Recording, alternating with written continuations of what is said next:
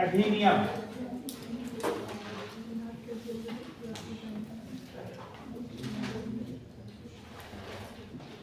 2000। ये आज की हेडिंग और आज का टॉपिक यहाँ से शुरू कर रहे हैं। उसके पहले क्रिप्टो जैकिंग एक बार और मैं आपको बता रहा हूँ।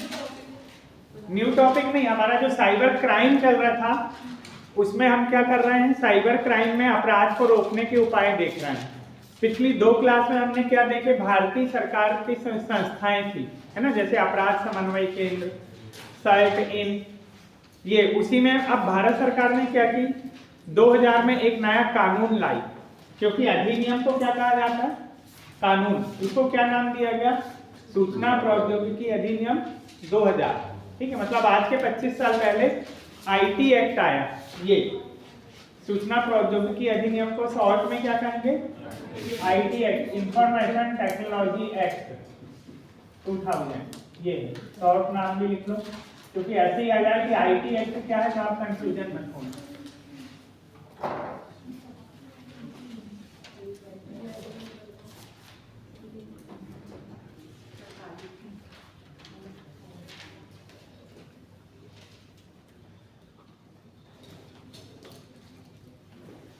हाँ, अब क्रिप्टो जैकिंग एक बार और सुन लो। जो मैंने बताया था कि क्रिप्टो जैकिंग में हमने लिखे थे कि इसमें अनाधिकृत क्रिप्टो करेंसी के लिए कंप्यूटर या डिवाइस को हाईजैक करना शामिल है। ठीक है, इसमें ये अपन ने लिख चुके हैं, साइबर क्राइम की लिस्ट में लिख रहे थे। तो हाईजैक कर लिया जाता है क्रिप्टो करेंसी को और प्रचार प्रसार करने के लिए। क्यों? क्योंकि क्रिप्टो करेंसी को भारत सरकार ने मान्य नहीं किया था शुरू में, बाद में फिर मान्यता दे दी। तो अब मान्य नहीं किया था, तो जो विदेशों में बैठे थे और जिन लोगों को इस तरह से बरगलाना, मतलब एक प्रकार से भ्रमित करना चाहते हैं कि वो इसमें इन्वेस्ट करें, अपना पैसा लगाएं ताकि सामने वालों को फायदा हो, तो इसके लिए क्या किया उन्होंने, वो हाईजैक कर लेते हैं हमारे सिस्टम को और अनाधिकृत रूप से वो अपने मैसेज, अपने एड मतलब एडवर्टाइजमेंट वगैरह उसमें सिस्टम में डाल देते हैं। क्योंकि ऐड आएगा तो ऐड से व्यक्ति क्या होता है, भ्रमित हो जाता है। जैसे आपके आजकल मोबाइल में ऐड आने लगे कि नहीं, आप चाहे यूट्यूब में वीडियो देखो, चाहे न्यूज वगैरह सुनो, चाहे कोई मैच वगैरह देखते हो, तो हर के बीच में 2-3 मिनट बाद ऐड देने लगते हैं।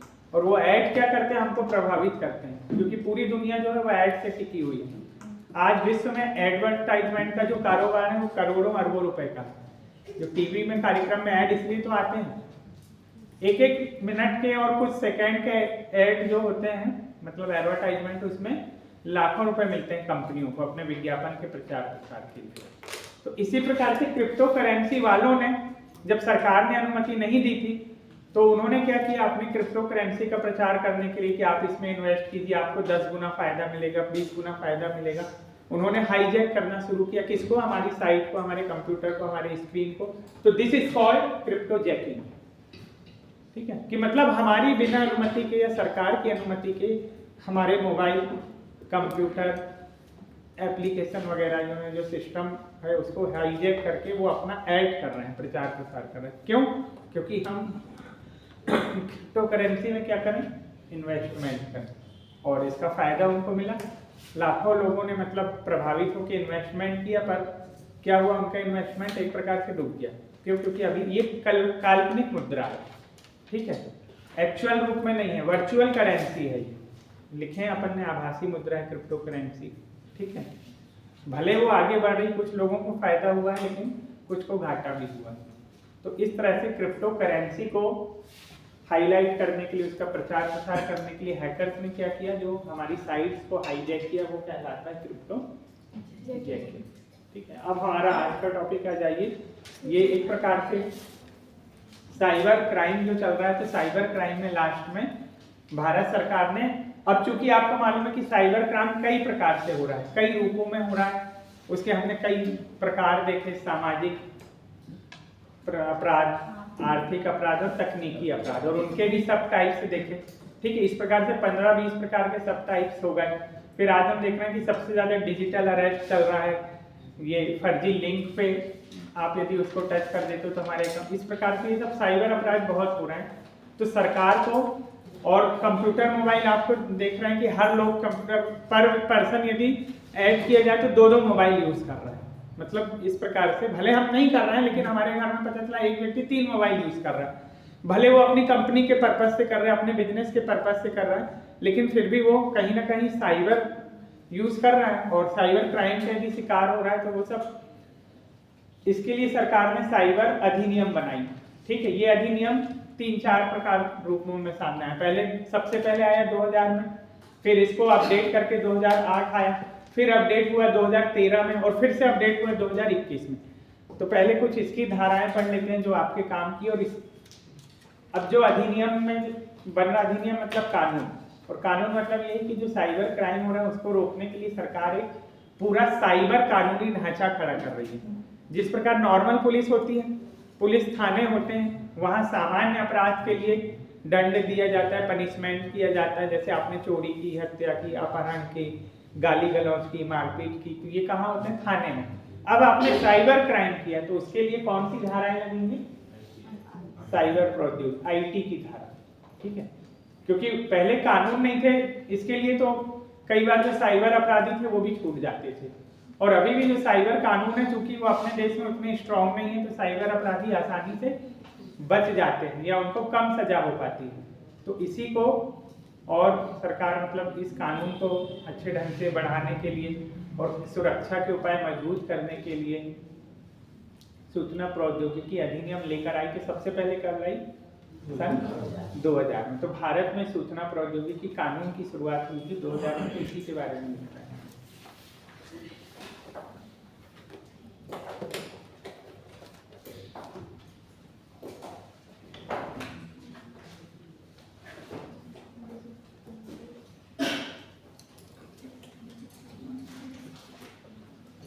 हाँ, पहला पॉइंट लिख लीजिए इसमें कि भारत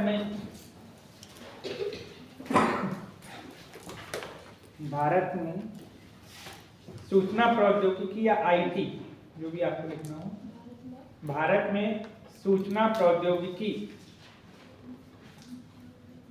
से संबंधित अपराध, भारत में सूचना प्रौद्योगिकी से संबंधित अपराध, ब्रैकेट में साइबर अपराध, ब्रैकेट में साइबर अपराध को सही ढंग से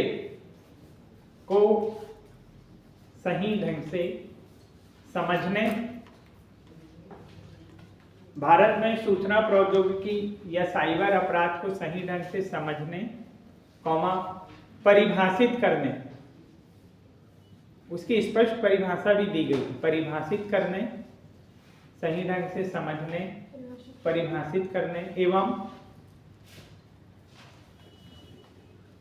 कानूनों को लागू करने, कानूनों को लागू करने के लिए ये अधिनियम लाया गया।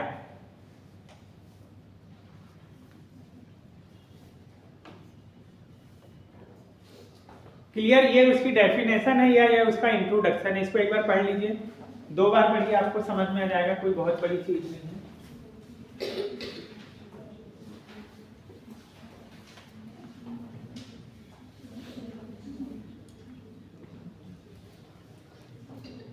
क्यों लाया गया? हाँ, सबसे पहले मतलब उसको समझने, ठीक है, कि उस समझा जाए कि उसमें क्या है, क्यों वो लागू हुआ। फिर परिभाषित करने, मतलब उसमें जितने क्राइम है उनको बाकायदा से परिभाषित किया गया, उनकी सटीक परिभाषा दी गई।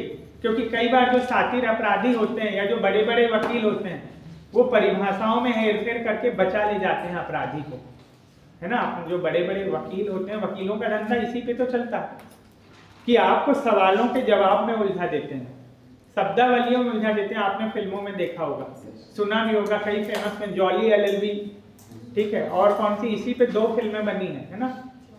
हाँ, jolly LLB part 1, jolly LLB part 2। पहले में वकील कौन बना था? अरशद वारसी। सेकंड में वकील कौन बना? अक्षय कुमार। बहुत फेमस और बहुत अच्छी फिल्में हैं जो आपको कानून की जानकारी देती हैं। यूट्यूब पे डली हुई, कभी समय हो या कभी दिमाग डिस्टर्ब हो ज़्यादा पढ़ने से, तो बीच में इंटरटेनमेंट के लिए ऐसी चीजें आप पढ़ सकते हो। क्यों? क्योंकि इसमें आपको वास्तव में कानून की समझ की जानकारी दी जाती है कि ये फिल्में इंटरटेनमेंट के साथ साथ हमें एजुकेशन के बारे में बताती हैं कि हमारे देश में मतलब कानूनी तंत्र में क्या खामियां हैं, वकील कैसे फायदा उठा ले जाते हैं, ठीक है। मतलब सोशल मुद्दे पे आधारित है ये फिल्में, बहुत अच्छी हैं। इसमें पूरे देश में कानून की वास्तविक, पहली जो फिल्म थी वो फर्जी एनकाउंटर पे बताई गई है, ठीक है। किस तरह से पुलिस वाले फर्जी एनकाउंटर कर देते हैं और निर्दोष लोगों को मार देते हैं, जबकि जो वास्तविक आतंकवादी और अपराधी हैं वो बच के निकल जाते हैं, ये बताया गया है उसमें। तो कभी यदि जिसने ना देखा हो या ना जाना हो जरूर देखना, यूट्यूब में डली हुई है। तो हम जो सोशल मीडिया का दुरुपयोग करते हैं वो ना करके यहाँ मिस यूज करें, कि जो फालतू की रील्स चलाते हैं और फेसबुक चला रहे हैं। अरे होता ही ऐसा कि कभी कभी हम चलाते ही हैं तो दुनिया भर की चीजें देखते हैं, ठीक है। जैसे बच्चे वीडियो गेम खेलते हैं तो वो तो बच्चों की बात हो गई, हम भी कई बार खेलने लगते हैं, खेलते हैं कि नहीं, तो हम ना खेल के उसको वहां देखें, वहां यूटिलाइज करें तो आपको समझ में आएगी। तो ये जो अधिनियम है इसलिए लाया गया कि उसमें पूरी उसको समझाया गया है, परिभाषित किया गया है और कानून की एक एक जानकारी दी गई है। अब एक डायग्राम बना लो छोटा सा कि ये लागू कब से हुआ। ये क्वेश्चन आए हुए हैं क्योंकि छोटे छोटे, इसमें धाराएं कितनी हैं,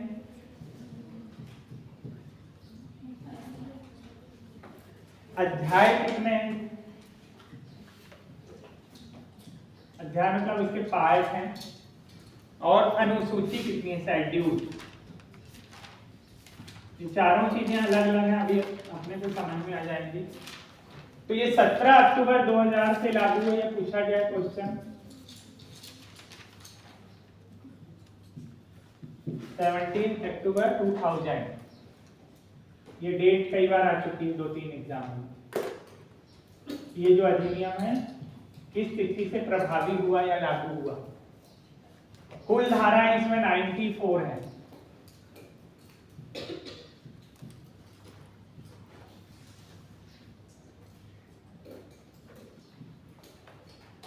उसमें से कुछ हम देखेंगे जो काम की है। कुल अध्याय 13 है, 13 अध्याय में डिवाइडेड है ये, और कुल अनुसूची ओनली फॉर 4 अनुसूची, इसमें 4 है, ठीक है। तो ये जो अधिनियम है 17 अक्टूबर 2000 को लागू किया गया। 94 धाराएं हैं, 13 अध्याय है और 4 अनुसूची। क्लियर।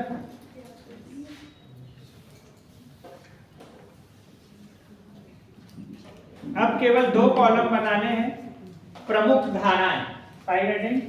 कुछ जो प्रमुख धाराएं जो पूछी जाती हैं जो काम की हैं वो लिख लो।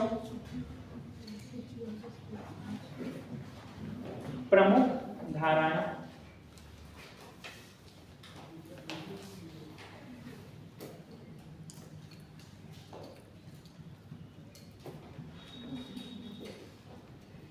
तो एक तरफ धारा और दूसरी तरफ उसका विवरण, 2 ही कॉलम आप बना लो।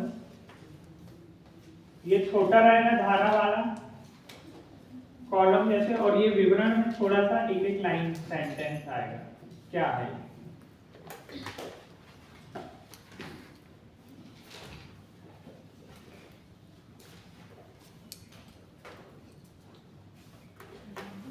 धारा 3, शुरुआत यहां से करते हैं। 3 धारा 3, इसमें लिखना है इलेक्ट्रॉनिक रिकॉर्ड, इलेक्ट्रॉनिक रिकॉर्ड और डिजिटल सिग्नेचर, जो हमने पढ़े थे, डिजिटल साइन की वैधता and digital sign signature, signature या शॉर्ट में साइन लिख लो, की वैधता से संबंधित, इसको वैध किया गया है ना गवर्नमेंट ने, कि आपका डिजिटल साइन भी मान्य होगा। वैधता मतलब मान्यता। धारा 3 में ये कहा गया, क्या कहा गया है कि जो इलेक्ट्रॉनिक रिकॉर्ड, कैसे रिकॉर्ड, जैसे आपको मालूम है आज किसी ने आपको व्हाट्सएप पे कमेंट किया, कैसा कमेंट, कई प्रकार के कमेंट होते हैं जो रिस्पेक्टिव भी होते हैं और डिसरिस्पेक्टिव भी होते हैं, असभ्य भाषा भी होती है, वल्गर शब्दावलियां भी होती हैं, उसके खिलाफ भी आप आईटी एक्ट के तहत सामने वाले पे कार्रवाई कर सकते हो।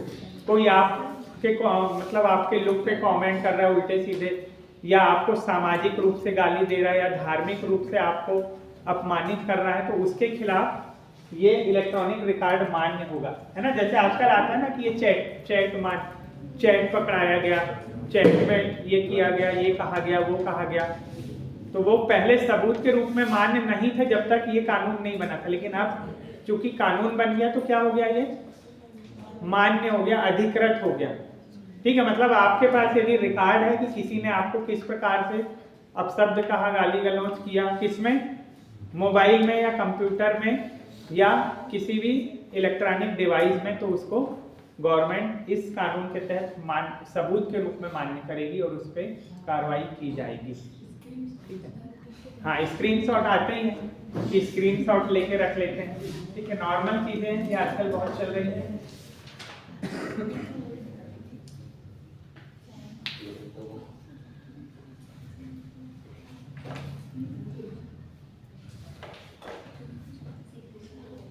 इसलिए स्क्रीन शॉट को संभाल के रखा करो, कब उसकी जरूरत पड़ जाए और कब जरूरत ना पड़े।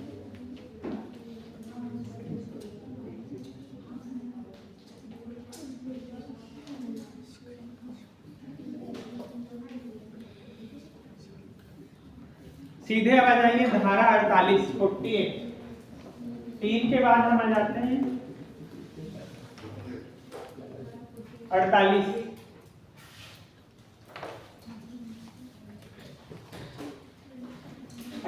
में है साइबर अपील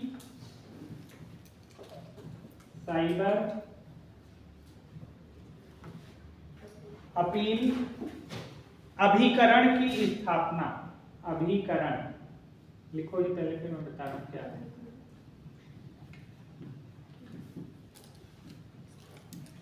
साइबर अपील अभिकरण की स्थापना का प्रावधान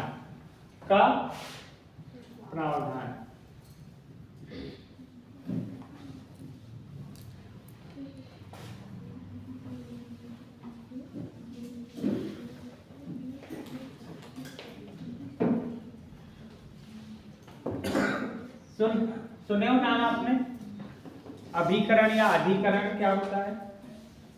एक संस्था होती है। कैसी संस्था? नाम ही है इसका, साइबर अपील, मतलब जहां आप साइबर क्राइम के लिए अपनी अपील कर सको, मतलब जहां ओनली फॉर आपकी साइबर अपराध की ही सुनवाई होगी। क्योंकि नॉर्मल थाने में जाओगे तो वहां दुनिया भर के अपराध और अपराधी मिलेंगे, लेकिन ये ऐसा थाना है जहां ओनली फॉर साइबर क्राइम की ही रिपोर्ट दर्ज होगी, साइबर क्राइम के स्पेशलिस्ट बैठे होंगे। ठीक है, वहां पर सभी चीजें आपको उसी की मिलेगी। जैसे बैंक जाएंगे तो वहां पर कौन सा काम होगा? ओनली फॉर बैंकिंग काम होगा। सब्जी वाला तो होगा नहीं वहाँ, है ना, किराना वाला तो होगा नहीं, उसके लिए किराना दुकान में जाना पड़ेगा, सब्जी के लिए सब्जी। इसीलिए सरकार ने इसके लिए स्पेशल कोर्ट की स्थापना की है, जिसको क्या कहा जाता है? अभिकरण। ठीक है, जैसे अपने छिंदवाड़ा में कहा है साइबर अपील अभिकरण या साइबर थाना बना है, मतलब अभी अभिकरण तो नहीं बना। हाँ, यातायात थाना या जो पुलिस लाइन है वहां पर। बाकी जो बड़े बड़े हमारे मेट्रोपॉलिटन सिटीज हैं वहां पर ये अभिकरण मतलब ऐसे न्यायालय। क्यों? क्योंकि त्वरित सुनवाई है। ठीक है, कि तुरंत इसी मुद्दे पर सुनवाई की जा सके, इसी के वकील हो, इसी के एक्सपर्ट हो, इसी से संबंधित जज हो। और इसके जो साइबर अपील अभिकरण के पता चला जो वकील हैं वो आईटी से उन्होंने डिप्लोमा किया या आईटी स्पेशलिस्ट हैं। तो ऐसे अभिकरण धारा 48 से संबंधित है जहां पर इसकी स्थापना की जाएगी। मतलब ऐसे थाने बनेंगे जो ओनली फॉर साइबर क्राइम के केस ही सुनेंगे। वहां जो पुलिस होगी वो भी साइबर पुलिस होगी, इसीलिए कई बार साइबर सेल भी कहा जाता है। तो साइबर सेल या साइबर पुलिस में जो होते हैं, जो पुलिसकर्मी होते हैं, वो सब एक्सपर्ट होते हैं किसके? कंप्यूटर के, मोबाइल के, रिकॉर्डिंग पे, क्योंकि उनको मालूम है क्राइम कैसे होता है, कैसे नहीं हो सकता। तो वो सब उसी चीज के स्पेशलिस्ट होते हैं। ठीक है, तो ये धारा 48 से फिर इसकी पूरी डिटेल इसमें दी गई है। यदि आप खोल के चाहें तो गूगल में देख सकते हैं कि 48 में क्या क्या है, कि कैसे साइबर क्राइम होगा, उसमें किन सदस्यों की नियुक्ति होगी, कैसे वो सुनवाई करेंगे, ये सब पूरी डिटेल है इसमें। किसमें? धारा 48 में। क्लियर? फिर अगली आ रही धारा 65 65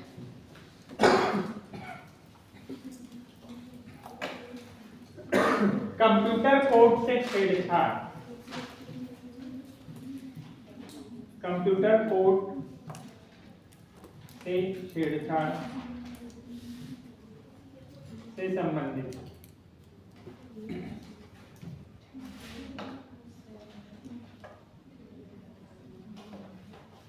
या इसी को कंप्यूटर अपराध से संबंधित कर लो।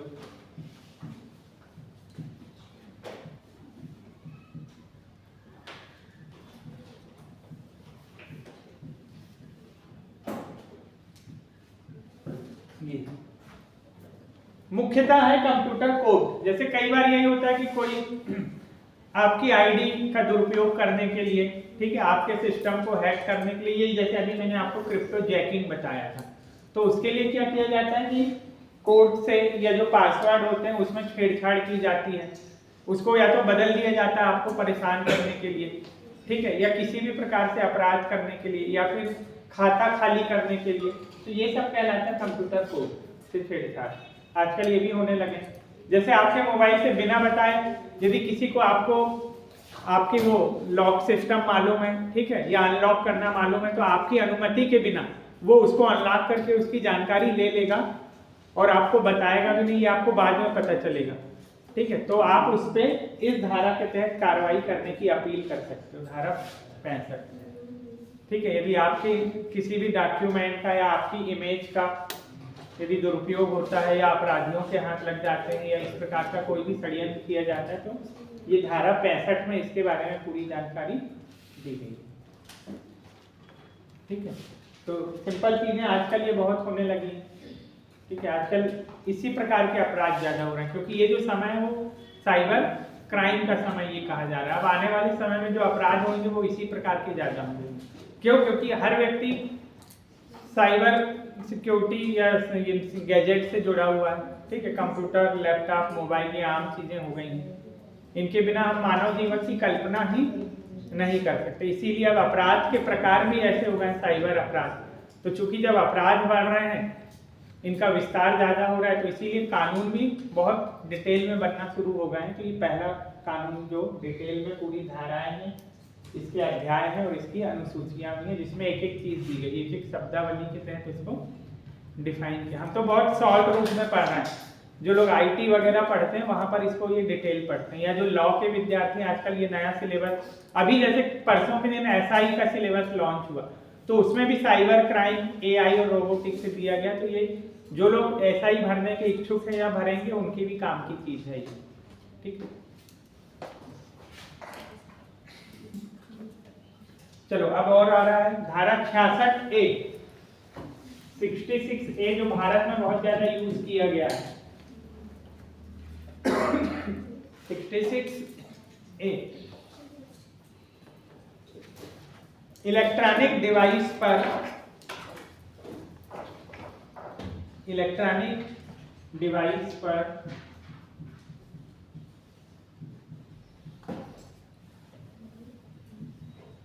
आपत्तिजनक,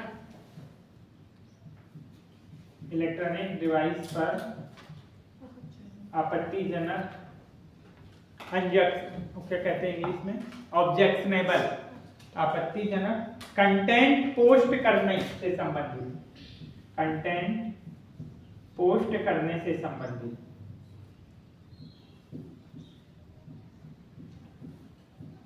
पोस्ट करने से संबंधित इलेक्ट्रॉनिक डिवाइस पर आपत्तिजनक कंटेंट, कंटेंट मतलब वही जो सामग्री होती, चाहे वो ऑडियो हो, वीडियो हो, क्लिप हो, आपके वॉइस मेल हो, आपके मैसेज हो, पर वो कैसे होंगे, आपत्ति, ऑब्जेक्शनेबल, मतलब वो आपको जरूर लग रहा है कि ये सुइटेबल है, लेकिन वो किसी की भावनाओं को ठेस पहुंचा रहे हैं, किसी के सम्मान के लिए हानिकारक है, कोई अपराध से संबंध, क्योंकि आजकल ऐसे बहुत होने लगे, जैसे खास करके दो धर्मों के बीच में वैमनस्य पैदा करने वाले संदेश, दो समुदायों को लड़ाने वाले, किसी व्यक्ति पे कमेंट करने वाले, चाहे वो धार्मिक व्यक्ति हो चाहे सामाजिक व्यक्ति हो। जैसे नरेंद्र मोदी, एक आपको मालूम है जाना माना नाम है, बहुत होता है कि कई लोग उन पे गाली गलौज कर देते हैं, ठीक है, जो लोग उनको पसंद नहीं करते या जो उनके अपोजिट है, तो उस पर कैसी कार्रवाई होगी, इस धारा के तहत 66 में सब दिया हुआ है कि आप यदि इमोजी पोस्ट कर रहे हो उनको लेकर किसी प्रकार की, तो एक अलग कानून लागू होगा। अपशब्द लिख रहे हो तो अलग कानून लागू होगा। कोई ऑडियो वीडियो क्लिप में आप, जैसे उसमें आता है ना आज तक में छोटे छोटे क्या आने लगे हैं न्यूज के बीच में,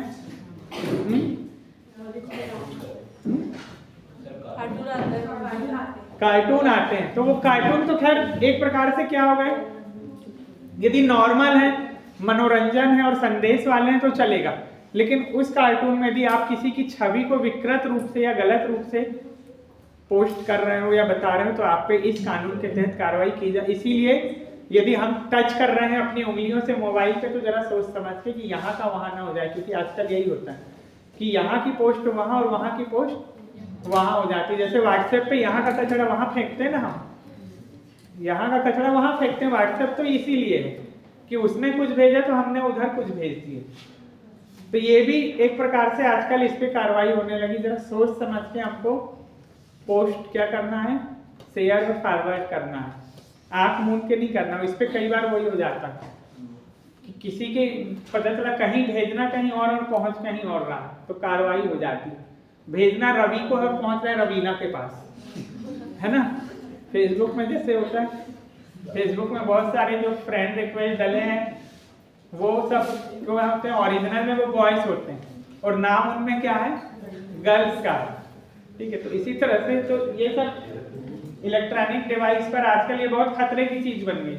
जितना विज्ञान आपके लिए वरदान है उतना वो अभिशाप भी हो गया। वो सही कहा गया है, सही जो कहावतें बनी है बिल्कुल सटीक बनी है पहले के समय को। तो ये तो मैंने आपको नॉर्मल बात बताया। आजकल इससे बड़े बड़े केस हो रहे हैं। जैसे आपने अपनी कहीं घूमते हुए, कहीं शादी में, कहीं सेल्फी लेते हुए नॉर्मल पोस्ट अपनी फोटो पोस्ट की कि चलो अपन ये देख रहा हूँ, पता चला उस फोटो का मिसयूज हो रहा है, उसको कट कॉपी पेस्ट करके एडिट करके कुछ और बताया जा रहा है, ठीक है। आपने हीरो वाली पोस्ट डाल दी, उसने आपको आतंकवादी बना के डाल दिया। तो ये भी एक क्या है, एक अपराध है, ठीक है। भले वो आपका फ्रेंड है, उसने मजाक मजाक में शेयर कर दिया, लेकिन ये मजाक कई बार क्या हो जाता है, महंगा पड़ जाता है। तो ये वही कहानी। इसीलिए सोशल मीडिया का प्रयोग यदि आप कर रहे हो, रील्स वगैरह बना रहे हो, आप महाकाल मंदिर घूमने गए, वहां पर आपने नॉर्मल पोस्ट बना के डाल दी, लेकिन उस मंदिर के नियमों के अनुसार ये सब क्या है, अपराध है, ठीक है। क्योंकि आजकल बहुत सारे मंदिरों में फोटो लेना, वहाँ की फोटो शेयर करना, फोटो भेजना क्या हो गया, रिस्ट्रिक्ट हो गया, प्रतिबंधित हो गया।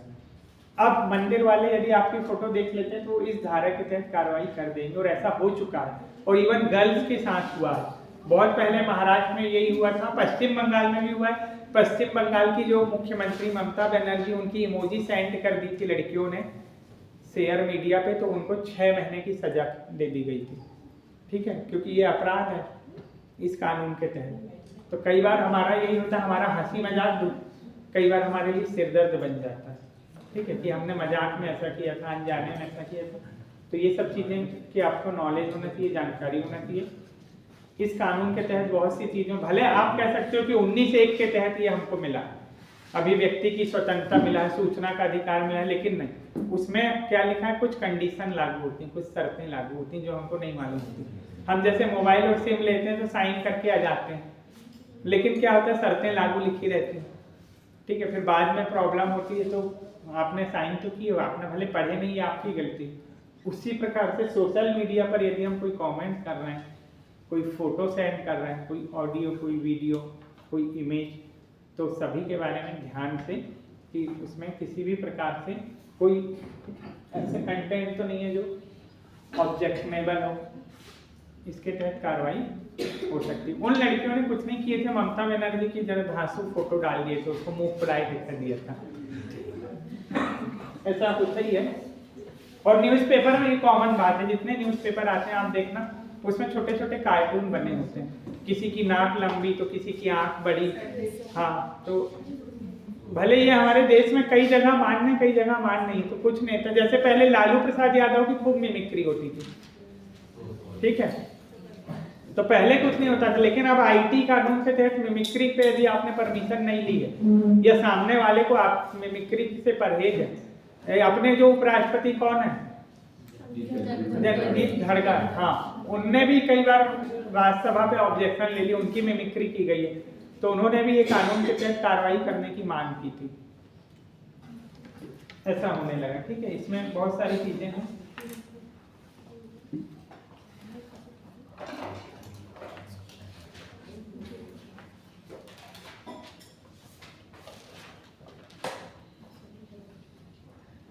हाँ, इसमें एक चीज और है, ऑब्लिक करके लिख लो, इसको 1 नंबर डाल दो, इसको 2 नंबर करके लिख लो।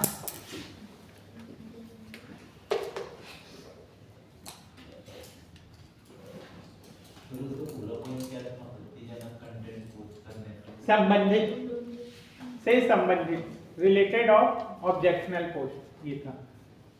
हाँ, फिर एक पॉइंट और लिखा रहा हूं कि आक्रामक संदेश भेजने हेतु दंड, ये लिखिए, उसमें ये भी है, आक्रामक संदेश भेजने हेतु दंड। आक्रामक संदेश भेजने हेतु दंड, दंड, पनिशमेंट। कैसे आक्रामक, उदाहरण क्या होगा, एग्जाम्पल, लड़ाई झगड़े वाले, आक्रामक वाले होता है ना, किसी ने ये किया तो चलो उसको मारो पीटो का आपने कर दिया, कि आज देखते हैं साले को कैसे उसने ये किया वो किया, तो ये एक आक्रामक, ये हिंसा फैलाने का संदेश दे रहा है, ठीक है। यदि आपकी भाषा में ऐसे कुछ शब्द हैं जो आक्रामक या आपको हिंसा के संदेश व्यक्त कर रहे हैं, तो ये अपराध माना जाएगा, इसके लिए आप दंड के भागीदार हो गए। यू में भी पनिशमेंटेबल, मतलब आपको पनिशमेंट दिया जा सकता है इस कानून के तहत। तो इसमें 2 चीजें 66 ये नहीं, एक तो, और किससे रिलेटेड है ये 66 है, इलेक्ट्रॉनिक डिवाइस, मतलब ये बोलने बताने से नहीं, ये आपके मोबाइल में यदि आप है ऐसा संदेश पड़ा हुआ है, किसी ने स्क्रीनशॉट ले लिया है या कहीं पोस्ट हो गया और उसने सेव कर लिया है, भले आप उसको डिलीट कर रहे हो, आजकल डिलीट फॉर एवरीवन का भी ऑप्शन आ गया, लेकिन कई बार वो आपके डिलीट करने से पहले यहाँ से वहाँ पहुँच जाता है ना, ये क्योंकि इलेक्ट्रॉनिक दुनिया ऐसा ही है, यहाँ समय नहीं लगता, ये ध्वनि की गति से भी, मैक साउंड से भी तेज संदेश पहुंच जाते हैं। 1 मिनट में आपके संदेश पता चला ऑस्ट्रेलिया जापान पहुंच गए, आपने यहाँ से भेजा, वहीं उमरा नाला भेजा, लिंगा भेजा, लेकिन वो उस द्रुत गति से वहां से भी कहीं और पोस्ट हो गया। तो इस तरह से ये संदेश है, इसमें समय नहीं लगता। ये अब 66B लिख लो, अगला 66B दूसरी धारा देखते हैं। नेक्स्ट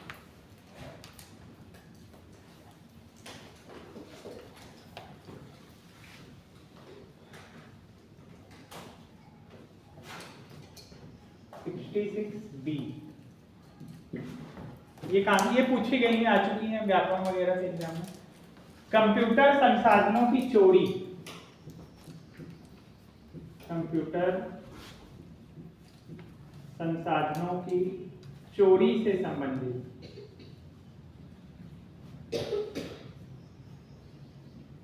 की चोरी से संबंधित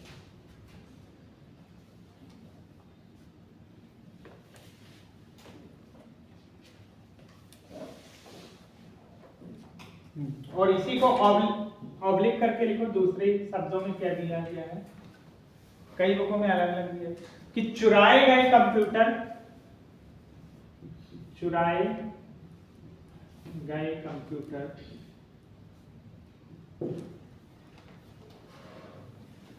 या बेईमानी से प्राप्त संदेश के लिए दंड, या बेईमानी से प्राप्त संदेश के लिए दंड।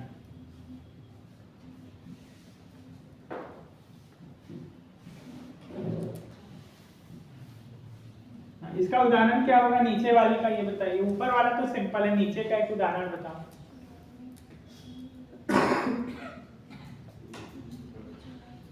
जैसे यही एग्जाम हॉल में हम बैठे और पहले जो मुन्ना भाई बन जाते थे MBBS, है ना, कि आप एग्जाम दे रहे हो लेकिन आप हेल्प किसकी ले रहे हो, इलेक्ट्रॉनिक डिवाइस की, कि आपने किसी भी प्रकार के ब्लूटूथ, जैसे जो फिल्मों में बताया गया था कि ईयरफोन के भी आजकल छोटे छोटे रूप आ गए जो दिखाई नहीं देते, ठीक है। इसीलिए आजकल क्या होता है, परीक्षा से पहले क्या किया जाता है, आपकी जो जितने भी जो ज्वेलर्स वगैरह, आभूषण वगैरह, रिंग वगैरह, वो सब उतरवा ली जाती, क्यों, क्योंकि इसमें ब्लूटूथ हो सकता है। वो यही काम आता है कि बेईमान, ताकि आप वहां जाके बेईमानी ना करो एग्जाम में। ये उससे संबंधित है धारा 66B की परीक्षा हाल में यदि आप इस प्रकार की नकल करके पकड़े जाते हो तो वो किस कोड ऑफ कंडक्ट का उल्लंघन होगा, ये 66B का उल्लंघन होगा और वो बेईमानी के दायरे में आएगा वो आपका। ठीक है, और आजकल यही ज्यादा हो रहा है, फिल्में भी इस पे बन चुकी हैं, टीवी सीरियल फिल्में भी इस पे बताई गई हैं। 66C अगला, क्योंकि भारत में इससे ही संबंधित शिकायतें ज्यादा दर्ज हो रही हैं इसलिए लिखाना जरूरी है, आ चुकी है लगातार ये धारा।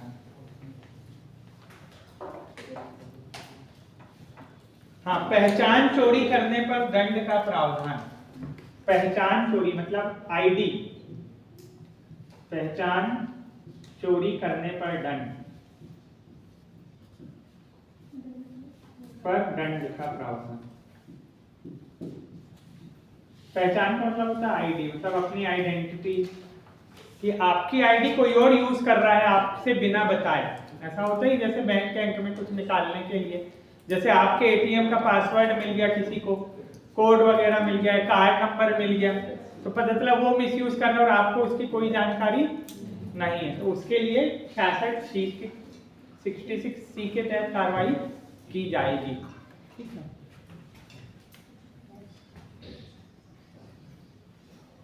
66D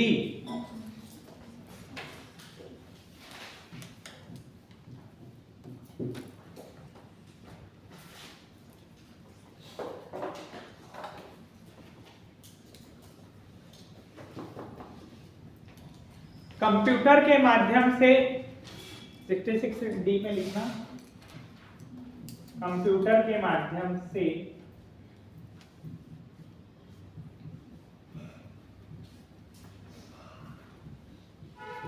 छल ऑब्लिक कपट करना, छल या कपट करना, छल कपट जो हिंदी में आता है हम पढ़ते हैं, इसको क्या कहेंगे, जिसको फर्जी आजकल कहा जाने लगा है। ठीक है, जो बहुत वायरल शब्द है, क्या, फर्जी। फर्जी भी क्या है, एक प्रकार का छल है। कैसे होता है, इसके उदाहरण क्या है कि छल कपट के, कि ये जैसे नकली वस्तु बेचना, ये एक प्रकार का छल है। ठीक है, जैसे यही आप कोई सामान बेच रहे हैं, उसका ऐड कर रहे हैं अपने इंस्टा पे, अपने ये टेलीग्राम पे या व्हाट्सएप पे, और वो गलत चीज है या नकली है, तो वो किस में आएगा, छल कपट के दायरे में आएगा। तो उसके तहत आपसे 66D के माध्यम की कार्रवाई होगी। ठीक है, कंप्यूटर मतलब सभी प्रकार के डिवाइस आ जाएंगे, जहां जहां कंप्यूटर आया वहां नीचे लिखा हुआ है इस IT एक्ट में कि यहाँ कंप्यूटर से संबंध मोबाइल, गैजेट्स, लैपटॉप, पैमटॉप सभी चीजें हैं। ठीक है, केवल कंप्यूटर बस नहीं है, आपके मोबाइल भी इसमें शामिल हुआ है। तो ये तो छल कपट भी करना, ये कि आजकल ये ज्यादा होने लगा है, जैसे झूठ बोलना, ये भी छल कपट के दायरे में आता है। जालसाजी करना, ठीक है, नकली नोट चलाना, ये सब इसकी मतलब, अपन तो सिंपल वन लाइन फैक्ट लिखना है, इसके विस्तृत दायरे बहुत हैं। यदि आप खोल के पढ़ोगे, जैसे संविधान कहा जाता है, संविधान में हमने लिख दिया अभिव्यक्ति की स्वतंत्रता, ये 19(1) में है। ठीक है, अनुच्छेद 19(1) ये कह रहा है, या अनुच्छेद 21 क्या कह रहा है, प्राण और अभिव्यक्ति की स्वतंत्रता। लेकिन आप इसको बेयर एक्ट में खोल के पढ़ोगे तो इसी में बहुत सारी चीजें हैं, ये पूरा का पूरा एक अध्याय है, लेसन। इसी प्रकार से ये जो धारा है, इसकी पूरा अध्याय दिया हुआ है, पूरी डिटेल दी हुई है कि इसके अंतर्गत क्या क्या चीज आएंगी। ठीक है, वो अभी आपको नहीं पढ़ना, वो तो सब्जेक्ट वालों के काम का है, या जो IT से संबंधित वकील हैं या IT से संबंधित जज वगैरह हैं जो इन मामलों को देखते हैं, वो पूरा पढ़ते हैं केस को। यहाँ आपको इतना, बाकी इसमें बहुत सारी चीजें, मतलब बहुत सी चीजें अंडरस्टैंड है। ठीक है, छोटी छोटी बातें हैं, छोटी छोटी चीजें हैं, क्योंकि कोई भी चीज जो दिखाई देती है वो वैसी नहीं होती, उसके अंदर बहुत सारी चीजें होती हैं, बहुत सारे प्रभाव होते हैं। ठीक है, तो बहुत सारी शब्दावलियां इसमें दी गई हैं कि छल कपट का क्या अर्थ है, बहुत विस्तृत रूप में बताया गया है। यहाँ तो ये केवल 2 वर्ण से मिलकर बना, छा और ला। हमको जरूर लग रहा है कि ये छोटा सा शब्द है, लेकिन इस शब्द को अपने अंदर में ये बहुत सारी चीजों को समाहित किया हुआ है, जिसको कहते हैं गागर में सागर। ठीक है, हिंदी में यदि वो आता है इसका मुहावरा, चलो एक और लिखो 66 डी और ई लिख के इसको खत्म करते हैं। ई 66 ई